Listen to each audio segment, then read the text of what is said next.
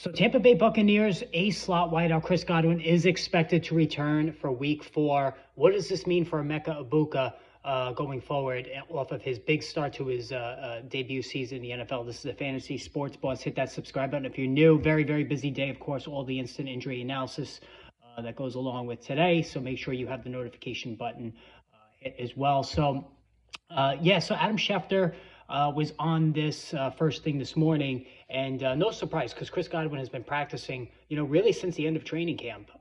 He's been listed as limited, but the idea was that he was going to debut sometime early October. Well, he's beaten that timeline, and this is Godwin has been a quick healer in his career. A couple of years ago, came back from the torn ACL a lot quicker than anybody had anticipated. And now he's got the opportunity to return to the slot where Emeka Egbuka has been rotating there, and also on the outside, the unbelievable rookie from Ohio State who's taken the league by storm already. So now this sets up an interesting situation for Week 4. What do we do with Egbuka, and what's going to happen here with Chris Godwin? Because remember, keep in mind, before he got hurt last year, Chris Godwin was a top 5 wideout in PPR leagues. He was having a career year. His touchdown rate spiked. He's catching everything in sight, and he's been a money PPR guy throughout his career. But now Egbuka, off 3 touchdowns through the first 2 games, he is not going away. Right. So how is this going to look? Well, I think certainly in Week 4, Godwin is going to be ramped up slowly. I don't think he's going to get a full allotment of snaps. I wouldn't play him next week.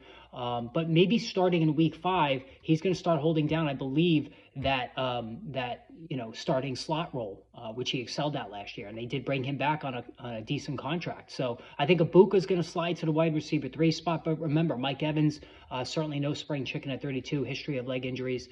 I certainly wouldn't drop Egbuka, but if there is a sell high window, now would be the time, right? Because again, Godwin is not going to go away, and he's going to be involved. So now there's going to be 3 guys in this equation here.